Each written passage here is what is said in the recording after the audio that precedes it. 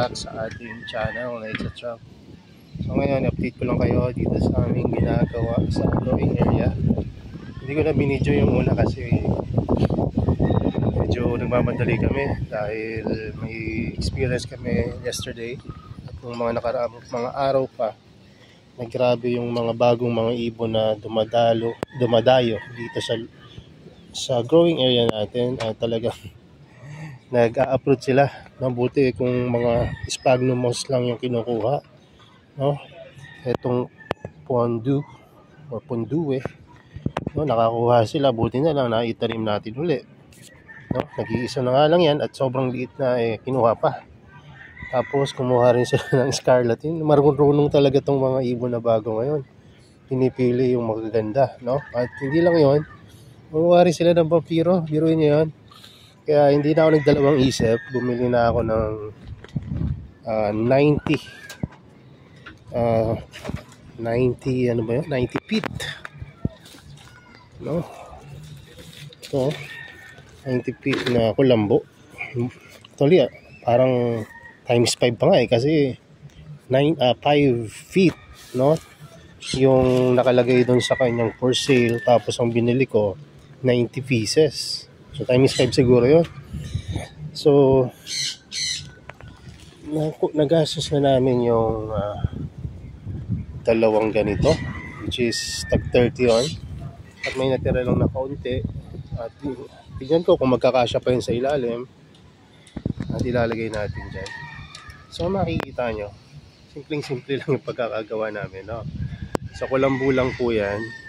At hindi pa nga nalalatag ng ayos, pero ngayon nakikita na natin yung magiging itsura niya kapag natapos siya, no? Ang plano nga dapat lilinisan muna namin itong naunang putol ng grapes, pero napilitan kaming gawin na agad itong net ngayon mismo dahil kagabi yung nangyari, yung pagkuha nila ng mga Venus flytrap. Tapos habang ginagawa namin to, nahuli pa namin yung kumukuha, no? Natrap siya dito kasi nga bumalik uli siya na para kumuha uli. So puti na lang talaga, no? Minadali na namin to. Siguro magtatanda na siya at siguraduhin talaga namin na nakasil tong growing area natin at keep lang natin na open yung sa ilalim. So dami pa kaming gagawin, you know? Kung napansin nyo, dun sa nakarang video may nakapasok, di ba, na ibon doon. Sila rin yun. So mga bagong ibon yun dito sa amin. Ang napunta dito kasi ng madalas yung mga maya, tapos mamisa-misa may kilyawan, yung green. Etong mga mahaba yung tuka na parang iba yung itsura nila. Parang maya na maitim yung tuka, yung ilong, yung pandang ilong nila. Tapos parang matalino sila dahil galing nilang kung mamili ng mga rare na talagang inaalagaan natin. So ayan, no? Buti na lang natapos na yung paglalagay ko sa taas ng mga dito, PC. Kasi talagang ngayon napakainit. So hindi ko alam kung ilang percent yung shade na to, pero hindi naman masyadong nabawasan yung pagiging exposed nila sa sunlight. Oo, medyo nagkaroon ng konting shade, pero I think hindi naman magiging problema, no? At kung sakali magkakaroon ng changes, hindi agad matuyo yung medium, okay lang naman yun, no? So ititimplahan na lang natin ng maayos ulit. Dahil dati, alam na natin yung timpla dito. Daily morning dilig, no? Pero ngayon, baka mag-less watering tayo dahil medyo shaded na yung area, no? Tanghaling tapat ngayon, magto-12 na ng noon. At yan, no? Ganyan yung init dito ngayon. So sakto-sakto lang. Mainit pa rin, ramdam pa rin yung init. Hindi naman yung hangin nabawasan ng kaunti, pero kung mapapansin nyo, ayan, kikita pa rin dyan yung hangin. At pag humangin ng malakas, talagang napapahiga pa rin itong mga nag-upright na Venus flytrap. Ang advantage pagka nakanet yung growing area mo, yung mga ibon, daga at kung ano-ano pa ay hindi basta-basta makakapasok, no? So ang advantage rin nito kapag halimbawa, no, nagpo-propagate ka dito sa loob tapos mahulog yung gamit mo or yung propagation materials mo o yung halaman, no, hindi siya mahuhulog basta-basta. Di tulad dati, kapag nahulog, talagang ubos ang oras namin sa paghahanap ng gamit sa ilalim dahil alam niyo naman yung ilalim, ano na yan, gubat na yung ilalim eh. So ngayon mas madali na. So sa tingin ko mas manageable na to pagka ganito yung setup. O mag-a-adjust tayo, pero ngayon kasama talaga yan sa ating pag-aalaga ng mga halaman eh. So natututo pa tayo, nadagdagan yung ating mga kaalaman. Tingnan nyo itong bagong BFT natin, no? May mga variegation yung iba. Ito talaga, nagbabarigate talaga ito. Salmon eh. So variegated BFT talaga yan. Ito naman, kalahati green, kalahati pula. Diba? So yan.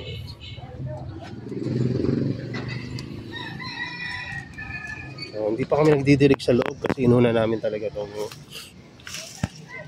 doon sa labas nakapagdilig na kami. Dito sa bandang shaded area, kung saan nakalagay yung mga nepenthes natin, hindi pa kami nagdidilig dito. Kaya tingnan nyo, tuyo-tuyo yung mga damo. At yan, kailangan ko na talaga magdilig dito. Siguro dahil medyo na-manage na namin yung sa labas, didiligan ko na dito mamaya-maya. Dahil tanghali na, diba? Hindi tayo didilig ng hapon, tanghali lang. So tingnan nyo itong mga nag-sprout. Nag-sprout na mga seeds. Diba? Tingnan mo. Dami yan. Talaga naman. So ito yung propagation natin ng water propagation. Naging nag-green yung kulay ng tubig. So dahil sa init rin, delay na lang yata yung nakasurvive dyan, tsaka BFT at nepenthes. So sabi ko sa inyo nga talaga, itong pag-water propagation, tinry ko na yan dati. At sa totoo lang, mas madali pa talaga ang propagation sa medium kaysa sa tubig. Ginawa ko lang uli kasi iniisip ko baka dahil malaki itong lalagyanan ko, may different outcome at nandito na to sa mas controlled environment. So hindi pa rin. Hindi ko sinasabi na talagang paid lagi ang water propagation. Maaring may mga ginawa lang tayo mga kulang sa pag-iingat, tulad na lang halimbawa hindi naging malinis yung ating yung pagmamanage yung mga propagation materials. At yung mga, yung tubig rin, dahil rainwater, considered na yan talaga na contaminated pagka dumaan sa bubungan. So yun, wala talagang pandilig to. Kaya kailangan ko na talaga magdilig. Tingnan nyo ang itsura ko.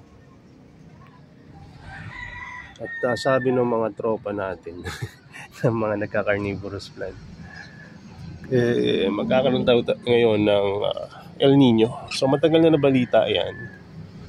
At sa tingin ko, hindi masama na mag-iingat tayo dun sa sinasabi nila. At totoo naman talaga yan. At siguro mag-ipon tayo ng tubig, mas magdilig tayo kung kinakailangan. So anyway, magdidilig na muna ako para hindi matuluyan itong mga alaga natin. So ito, tingnan nyo ang gaan, ang gaan yan, dahil Ayan, hindi talaga nadiligan. So, nandiyan yung mga propagation natin ng piliformis red. So, anyway, ayun lang muna. Tinatawag na ako ng maliit ko. Mamaya update ko ulit kayo. So, ayan, dilig na muna tayo. Hiyaya maglaro ng cellphone, sa cellphone ng mobile games, yung aking maliit. Ito mamaya na kasi babalik pa siya sa school. Uwi niya para hindi ma-divert yung isip niya sa aral niya. Parang nakikita ko yung parents ko dati nung maliit pa ako. Mas kung mahilig siya sa game, siguro ganun din ako kahilig dati. Mana-mana lang yun eh.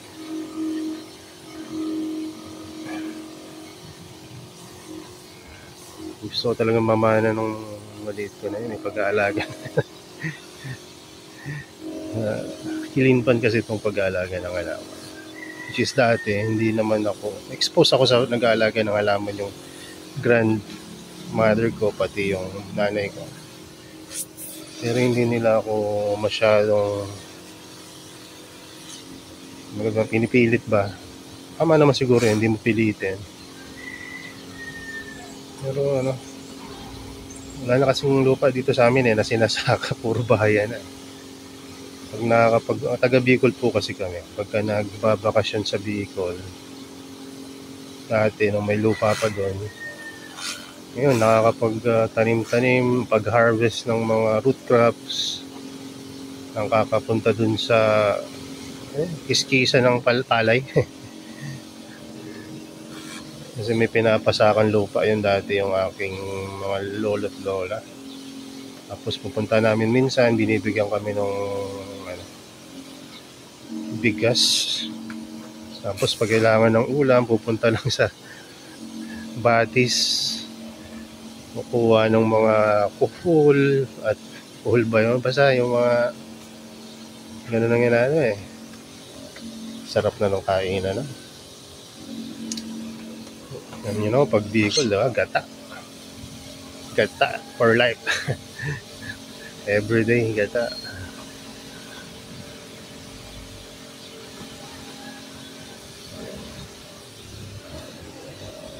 Minsan daw nagdidilig dito kapag nakikita ako na okay pa naman sila, pero